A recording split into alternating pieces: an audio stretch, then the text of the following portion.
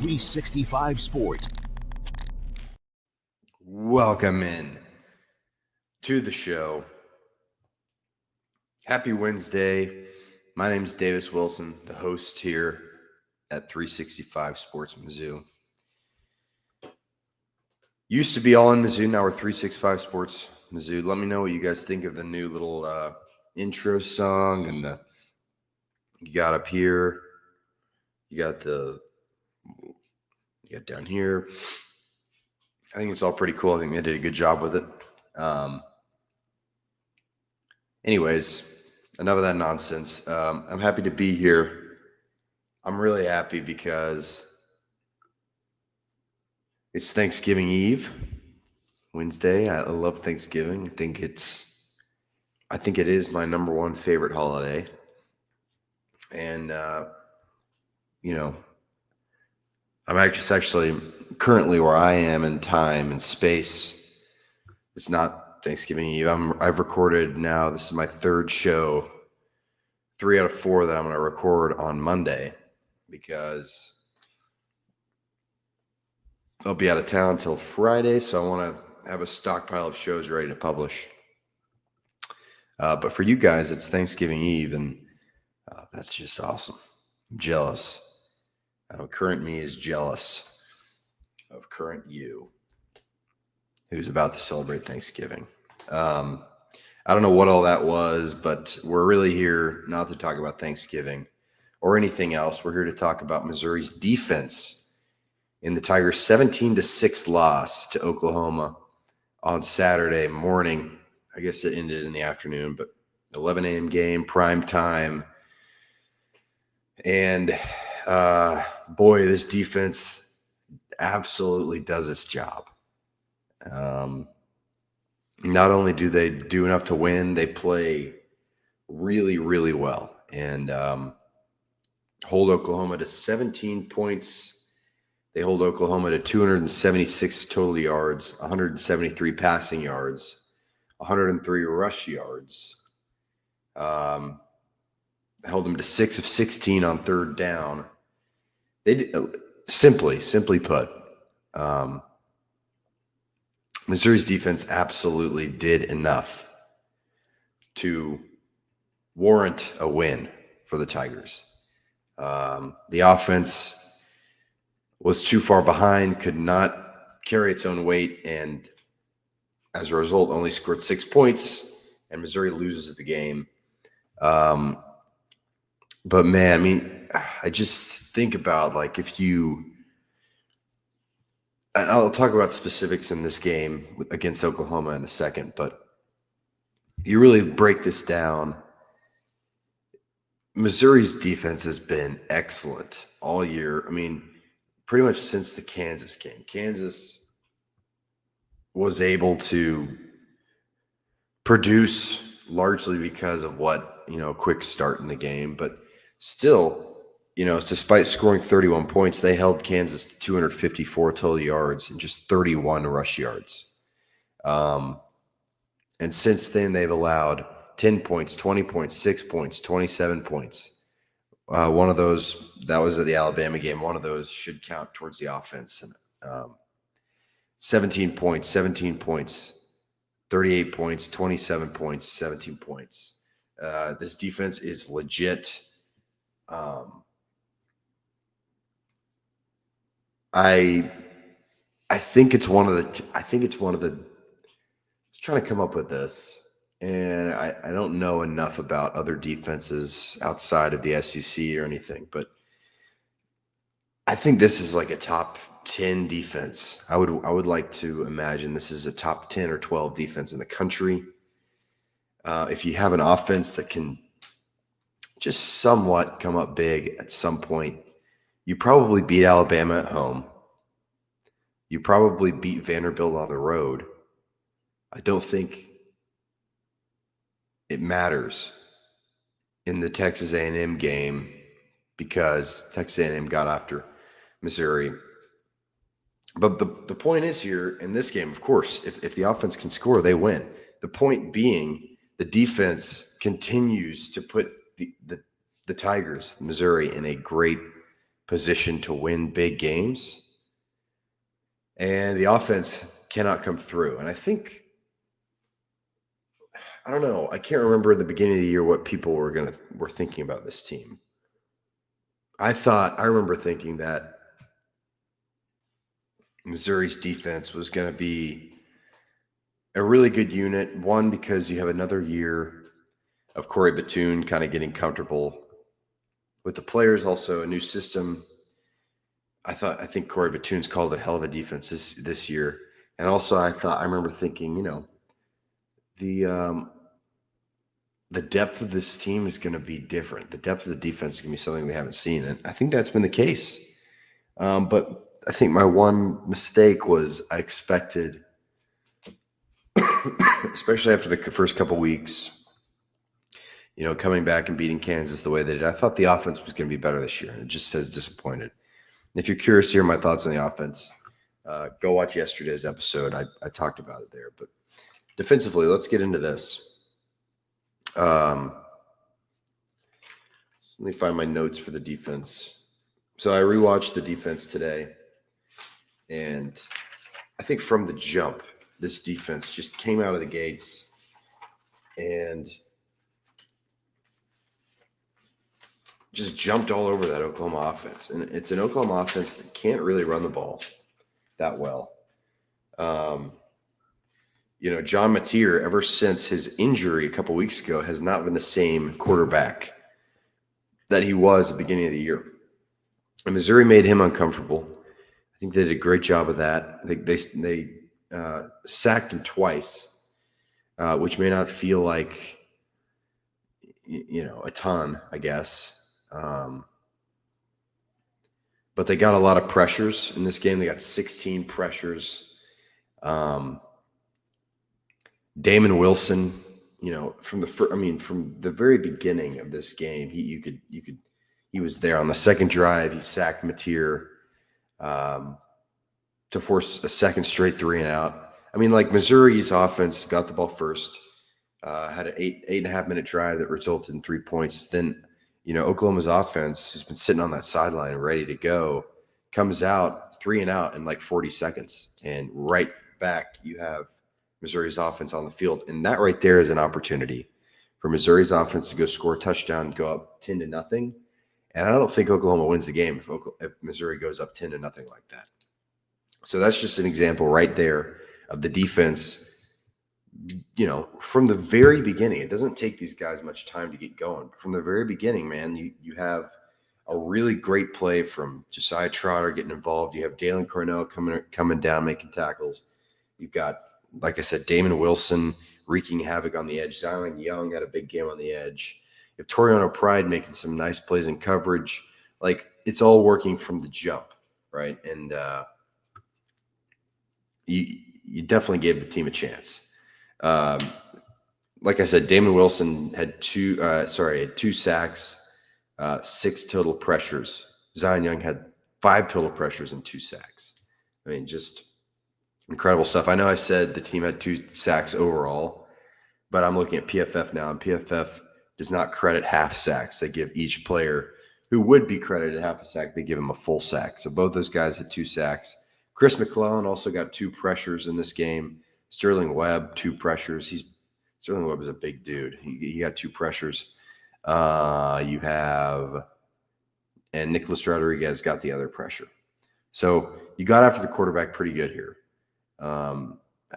Got the same amount of pressure that Oklahoma got on Missouri, which, to match that effort from an Oklahoma defensive line that is pretty notorious now, I think is great. You went head-to-head with this Oklahoma defense in terms of defense versus defense impact in the game. They went head-to-head, and this was a defensive kind of slugfest for certainly the first quarter.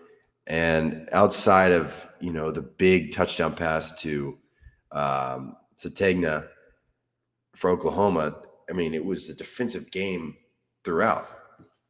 But yeah, I think there was a stat, I can't remember exactly what it was, but here I can probably figure it out actually. Let me see. Yeah, in the first quarter, Oklahoma ended the first quarter with -7 yards and 6 plays. So that's just over -1 yards per play for Oklahoma, which is pretty incredible. You don't see that a ton.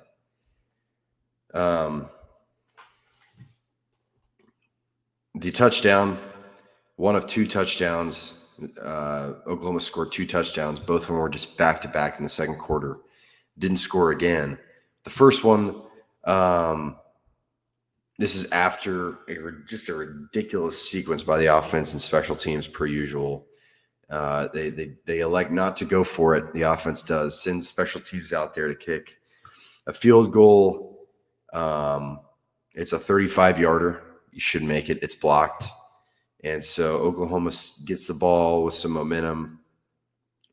They run the ball. They throw an incompletion, and then it's 3rd and 7. You're in man coverage here. You have John Mateer has 3 guys out to his left in kind of a stacked trips formation. And Sategna, I talked about him in my preview show. He's an incredible player. One of the best receivers in the SEC, has been very productive this year.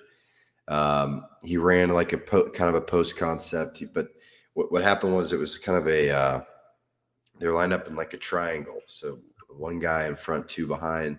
And before they ran their routes, like Sategna was on the inside, and he acted like he was going outside. So when you're in man coverage, it's tough to keep up and maintain your first step when, for Sategna, instead of just running a straight post, he kind of shifted to the left, and it's hard to know who you have. So it was a good concept. You had Marvin Burks on him one-on-one, which I don't like at all. I think that's a spot where you have to put your best guy on him. He's their biggest threat, and you saw how fast he was. He got the ball, and it was like, yeah, he's gone. And unfortunately, maybe I'm somewhat of a pessimist in some way, but when that touchdown happened, I knew the game was over because I'd already seen what the offense had done. And even if the defense didn't do anything else all game, was perfect for the rest of the game, it was 7-3. And I had zero confidence in the offense to go score 7 or more points. And I was correct about that. So this game could have ended 7-6, and I wouldn't have been surprised. Missouri's response to this big touchdown play, a 3-play drive that goes -21 yards, just horrible. You get the ball back to Oklahoma, who sets up at the Missouri 35 due to a terrible punt. And this is just a simple, Oklahoma moves the ball a little bit. They get in range, and Mateer ends up throwing a touchdown pass to give them a 14-6 lead, 14-3. Missouri responds with a field goal. It's 14-6 going to halftime. Despite how poorly the offense played, again, it's the defense that has allowed this to be a game. It has allowed for this to be a 1-score game at half. Just in terms of guys that I thought played well in this one, I've mentioned him every single defense rewatch of the year, Josiah Trotter. It stops right there. He is the face of this defense. He is the anchor. He will be the guy on this defense next year. Josiah Trotter, 13 tackles, a tackle and a half for loss. You also have Nicholas Rodriguez getting involved, another good young player. Zion Young, 2 tackles for loss. I've been looking around at mock drafts and such, and just kind of seeing if Missouri is going to get another first-round pick. And Damon Wilson and Zion Young have both shown up in different mock drafts going in the first round. So I think there's a shot that both of them go in the first. There's a shot that one of them does. I think both of them have been incredible. And Zion Young is super good in the run game. I think that's a really underrated part of his game. He's very good in the run game. A disciplined edge rusher. Sometimes edge rushers get excited and will just, get all after a quarterback and kind of neglect the run. But, he's very good there. And he was great here. Oklahoma's run offense isn't good by any means. It's been probably the biggest weakness on this Oklahoma offense. Missouri allowed 103 yards, 12 carries for 42 yards for running back Xavier Robinson. John Mateer actually hurt them more with his legs, 18 carries for 60 yards. I thought you handled it well, though. The defense, Corey Batoon, I was kind of worried about the defense at the beginning of the year, especially against Kansas. It was kind of a thing there in the beginning, but I think Corey Batoon has called a great game, a great season for the most part.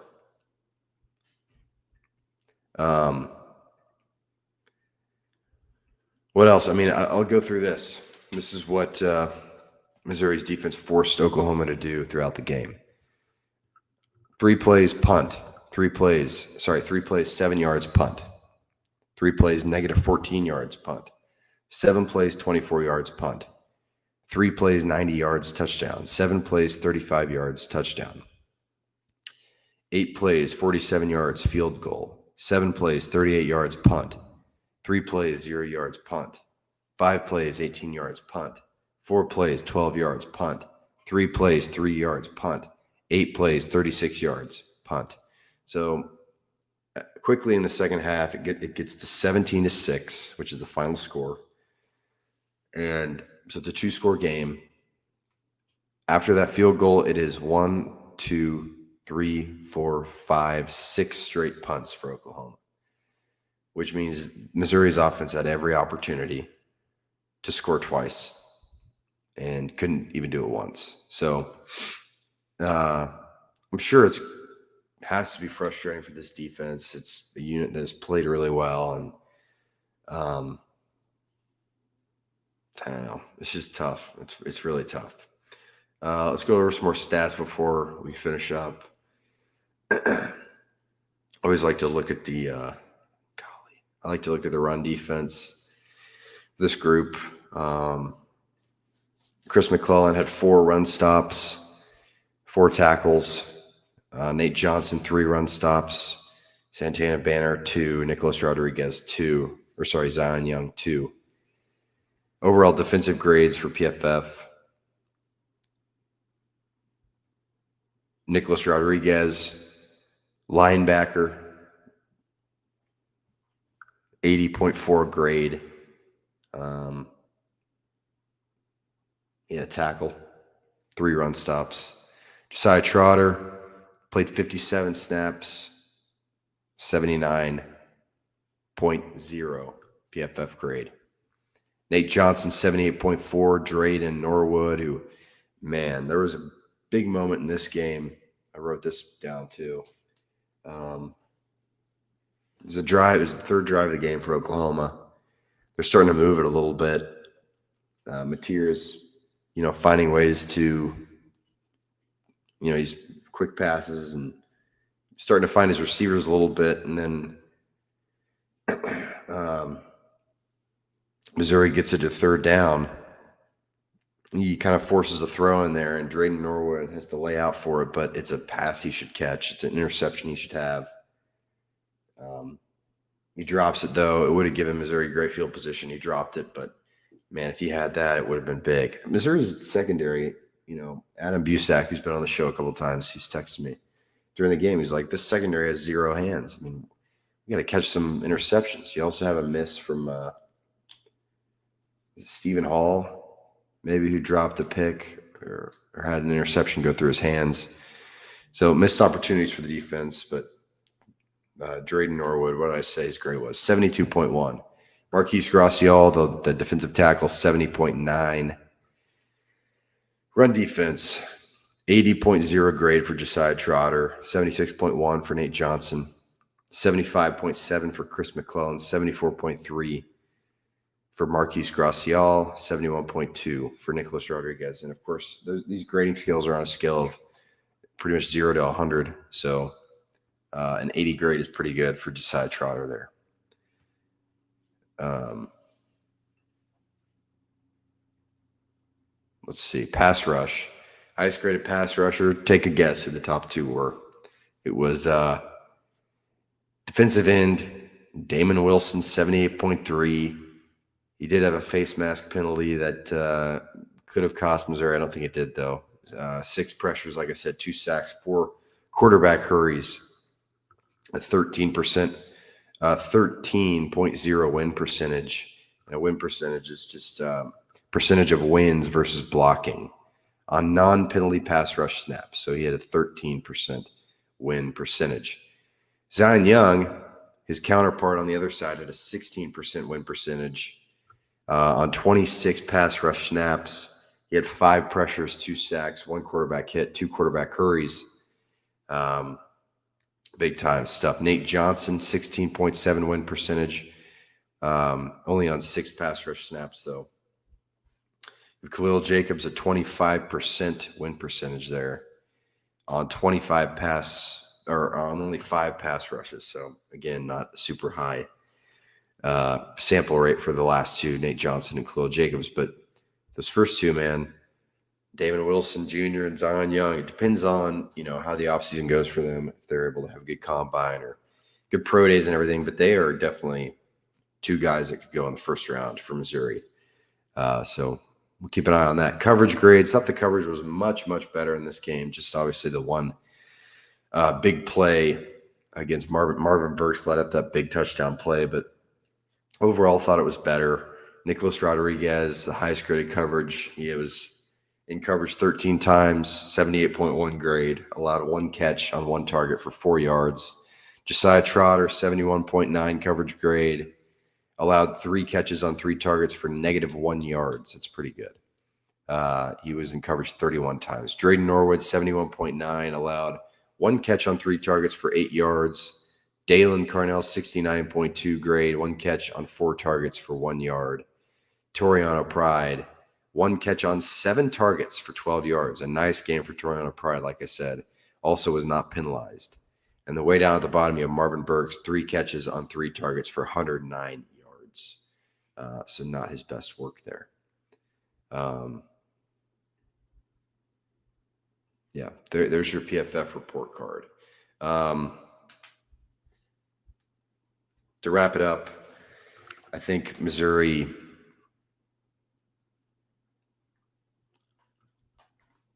defense, I think they have earned a chance to play in the playoffs, and the offense just hasn't caught up to that yet. And it's been frustrating to watch, but it's encouraging to see, where this defense could go. Drinkwitz has proven an ability to bring in really good guys out of the portal. I expect him to do that again this year, assuming he's around. We'll have to wait and see on that. But just had a great season, and, it was fun to watch him. You have one more regular season game against Arkansas coming up. I'll preview that tomorrow. Come back for that. I won't preview it tomorrow. Tomorrow's Thanksgiving for you guys. It'll be out on Friday. So you'll get your preview show on Friday. Be sure to watch that ahead of the Saturday afternoon game between Arkansas and Missouri at 2:30. Thanks for joining me here. Thought the defense played great. That's what I could say. Thought they deserved a chance to win the game. I mean, apparently your defense has got to score some touchdowns if they want to win, and that's a lot to ask. So, thought they did enough against Oklahoma to, at least have it come down to the wire. And they got some good players on that side. They really do. It's fun to watch. All right, that's all I have.